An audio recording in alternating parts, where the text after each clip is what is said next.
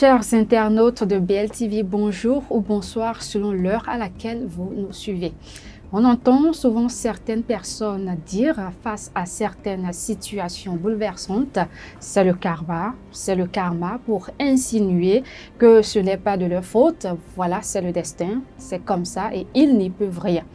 Quel sens donner au terme karma? Quel est le rythme du karma et les causes des problèmes liés à notre temps?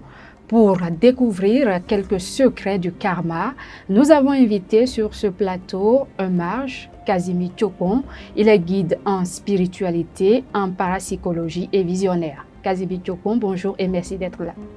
Bonjour Madame Djibril Baké, Baliatou, c'est une joie chaque fois renouvelée quand le privilège est accordé à ce que je sois associé à ce que vous faites, des travaux de grande facture.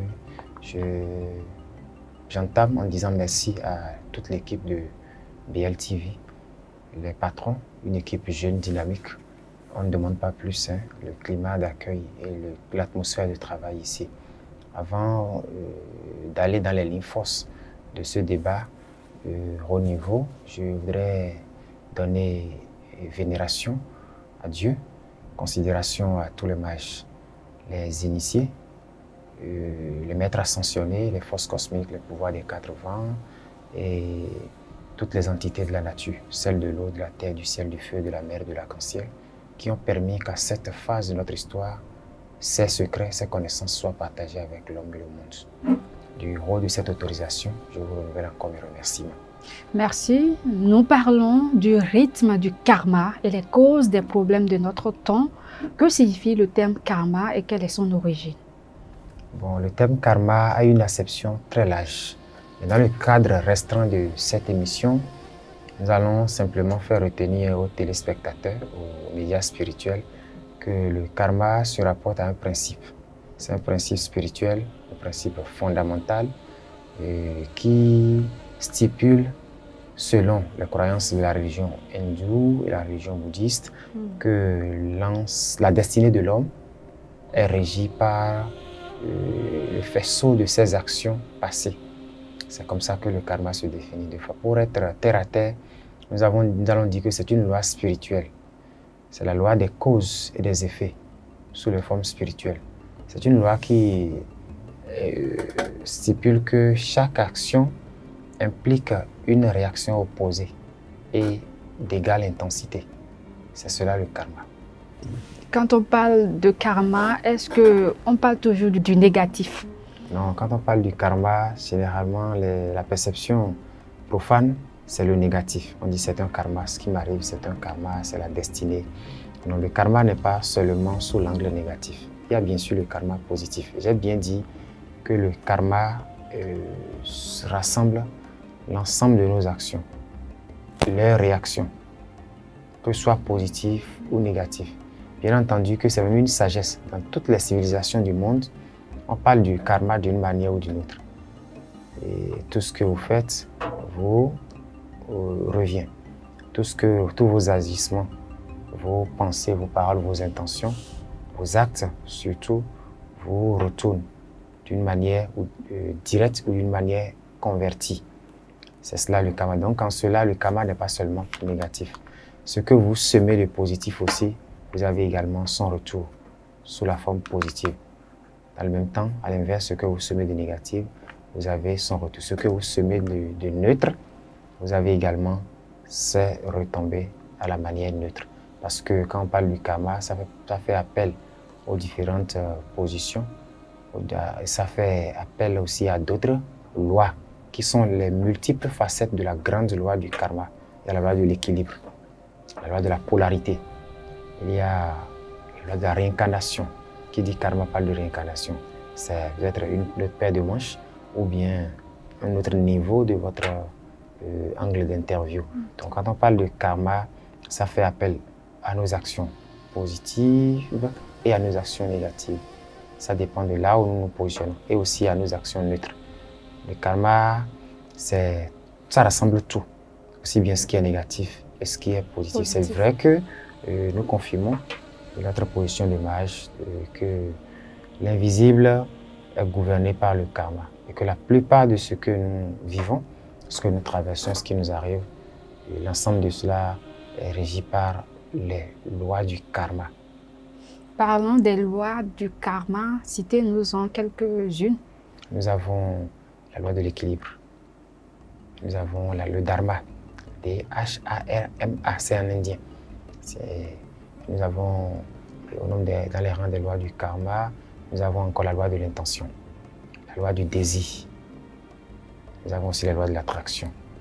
Parce que le karma implique tout cela. Il y a un grand spirituel qui dit ceci, je cite, je ne vais pas donner son nom, et il dit « Chérissons chaque instant en cherchant à donner du sens à nos actions dans l'ensemble, car le karma prend en compte toute pensée ou action, et même chaque respiration. » Donc quand on parle de loi du karma, c'est beaucoup de choses qui s'imbriquent pour donner la loi du karma. J'ai parlé de l'équilibre, j'ai parlé de la polarité, j'ai parlé de la dualité, j'ai parlé du dharma, j'ai parlé également de la loi de la réincarnation. Ça fait beaucoup appel à la loi de la réincarnation.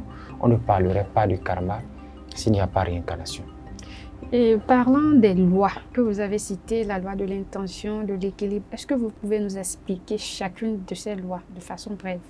Comment ça se manifeste? Comment ces lois se manifestent dans la vie de l'homme? Je vais prendre à tout hasard deux, parce qu'on ne peut pas, dans le cadre limité de ces temps d'émission, voilà. Je vais prendre la loi de l'intention. La loi de l'intention, c'est l'ensemble des choses que nous concevons.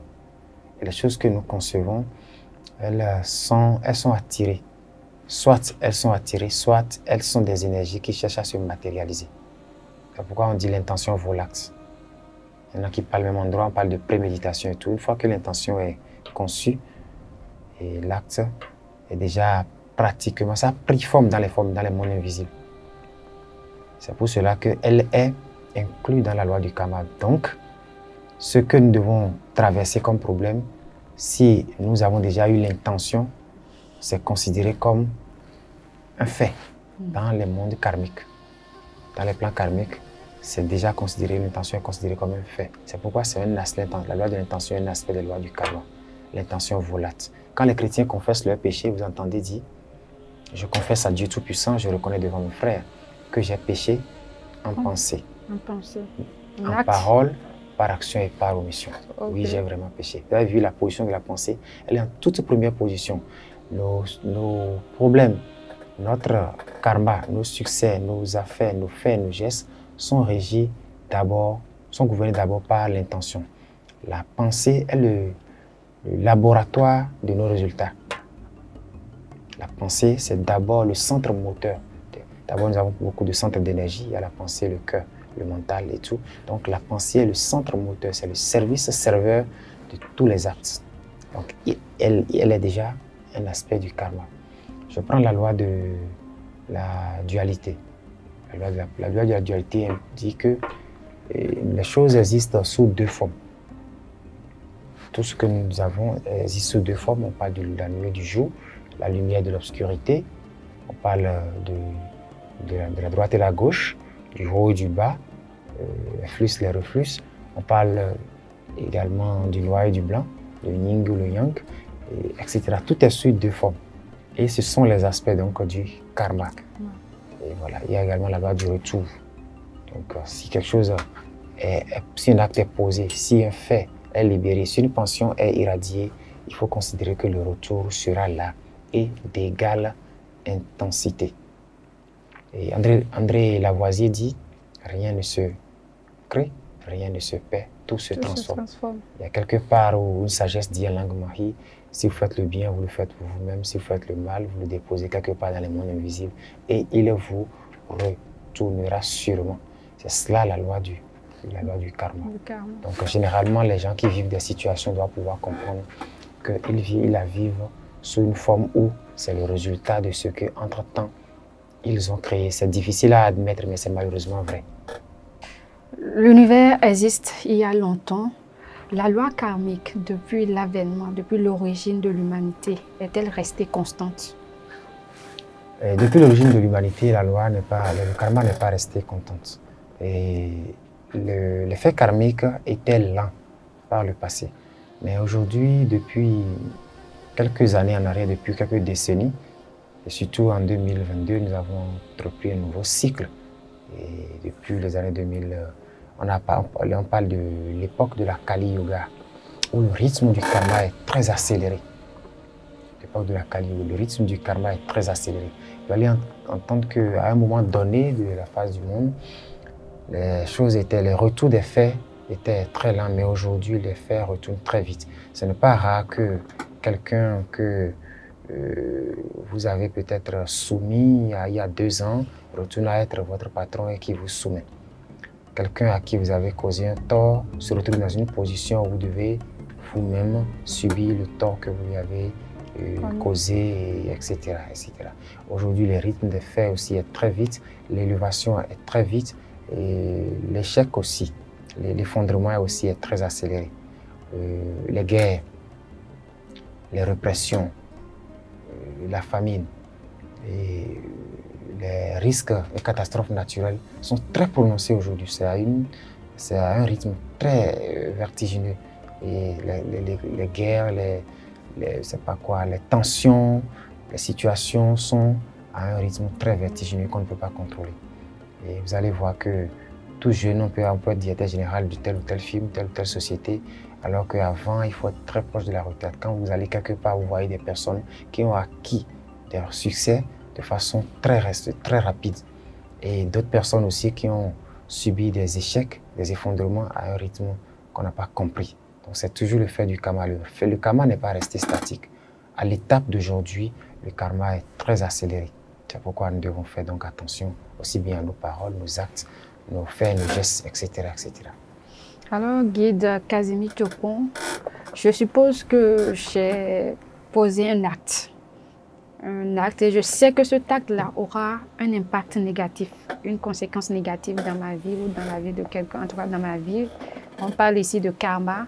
Est-ce qu'il y a une possibilité, un moyen pour alléger ce karma-là, empêcher à ce que les conséquences de cet acte-là arrivent? Il y a d'abord, en venant sur la terre, lorsque nous nous incarnons, un karma de départ. Un karma avec lequel nous nous incarnons. Ce karma relève de nos vies passées.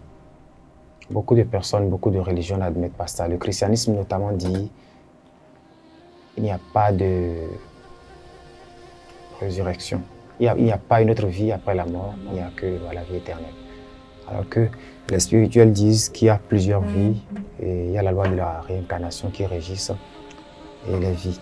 Alors, quand on vient au monde, on vient avec un karma de départ qui se monnaie en d'autres karmas. À cela s'ajoutent maintenant les karmas quotidiens que nous accumulons en bien ou en mal.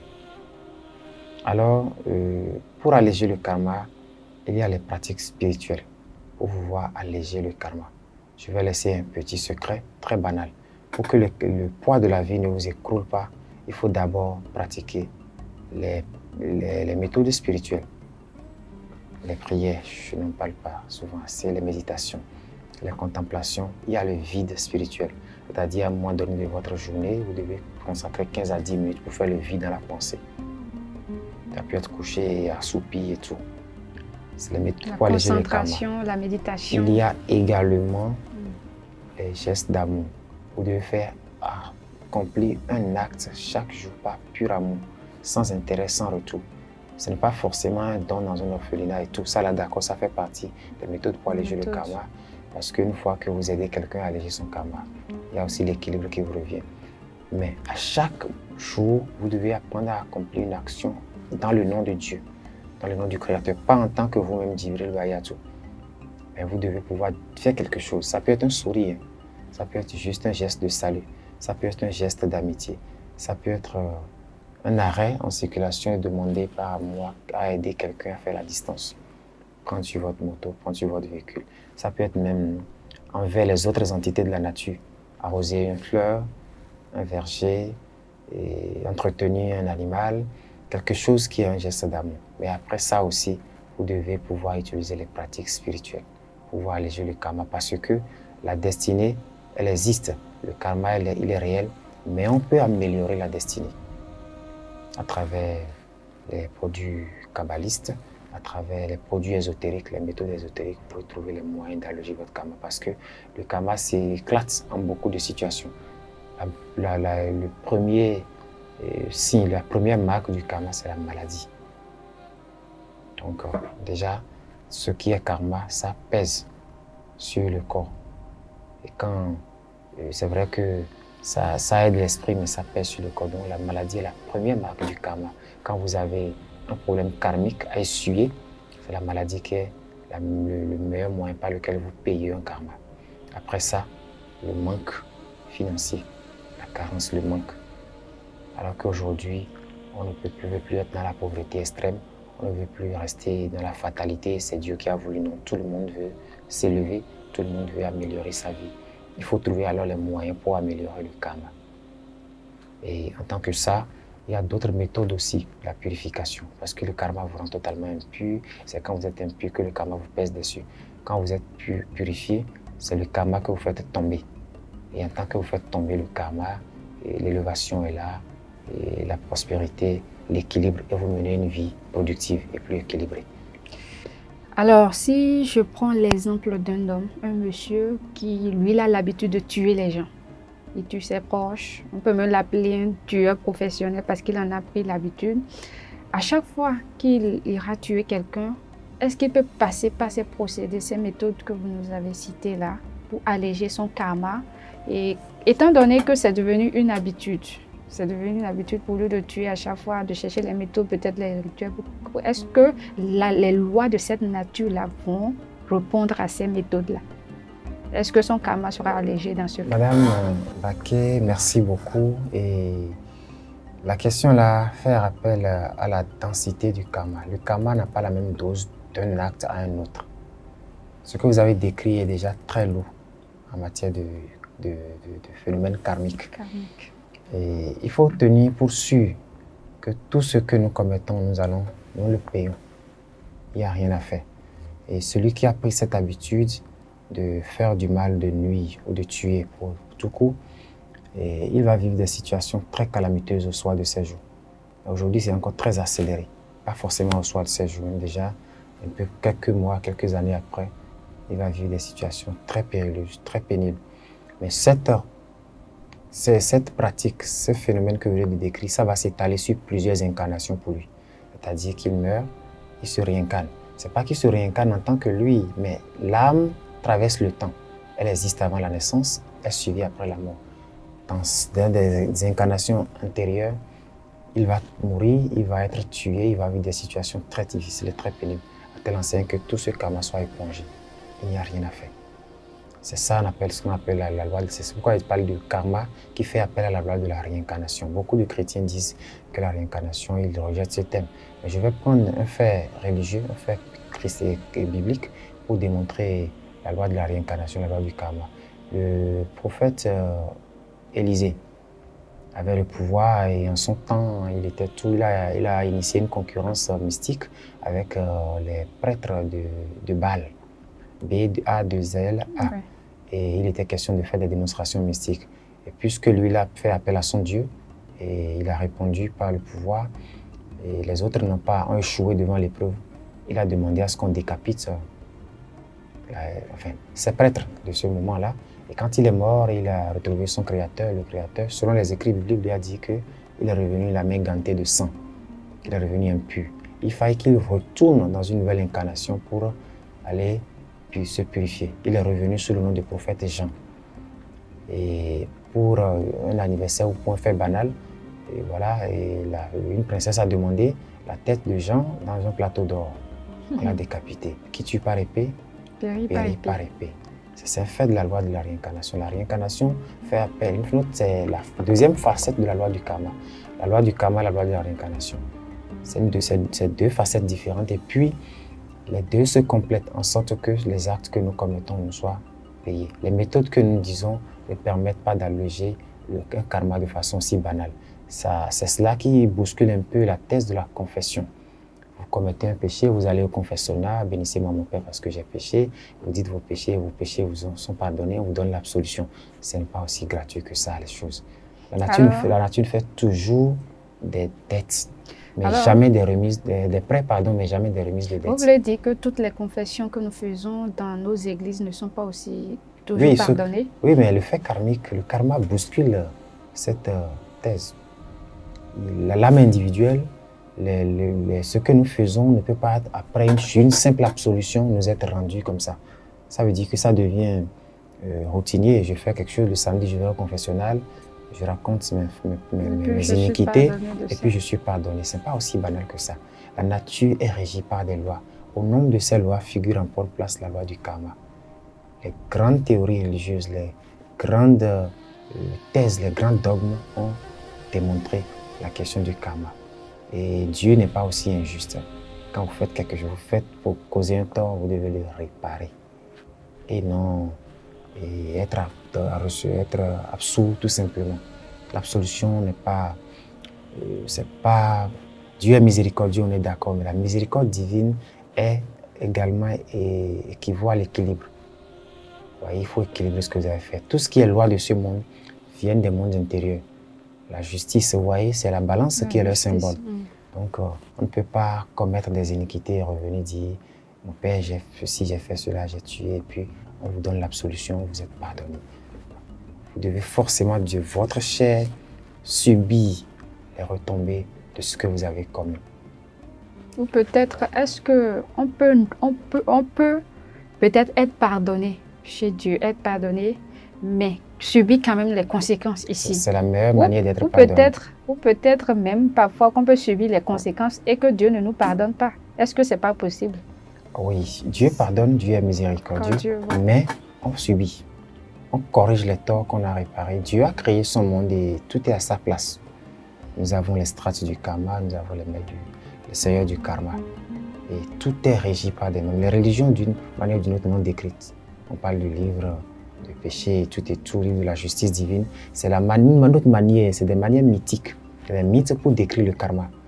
On dit Dieu est dans son trône céleste, avec son cahier de jugement. Il inscrit tout ce que nous avons commis. Et le jour du jugement, nous allons vivre ça. Le jugement dont on parle, il n'y a pas un futur pour ça. Le ciel est ici et maintenant. L'enfer est ici et maintenant. Le ciel lui-même, l'enfer, ce sont nos différents états de conscience. Depuis le début de cette émission, vous parlez toujours de la réincarnation. Quel est le lien qui existe entre le karma et la réincarnation? Merci, Madame Djibril. Le karma et la réincarnation sont comme deux faces d'une même pièce de monnaie. Quand vous parlez du karma, cela fait appel à la réincarnation. Parce que vous devez purger tout ce que vous avez commis. Et si vous ne le faites pas, vous revenez dans une autre vie. C'est ça la manière dont Dieu a établi son monde. Vous revenez dans une autre vie pour pouvoir équilibrer. C'est pour cela qu'il y en a qui disent « Qu'est-ce que ce petit garçon a commis comme faute pour être en train de traîner d'hôpital en hôpital ?» Il y a peut-être les faits qui sont liés à ses existences antérieures.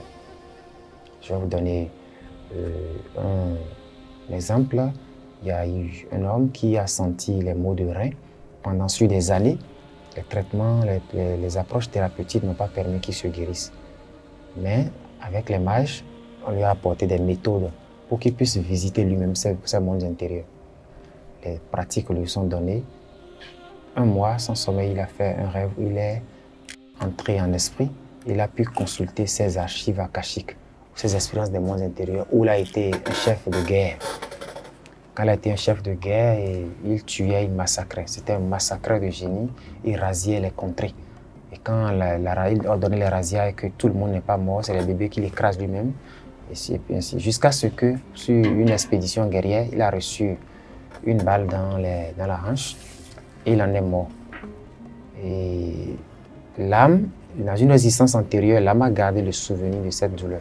Donc la guérison là, ne peut pas être médicinale.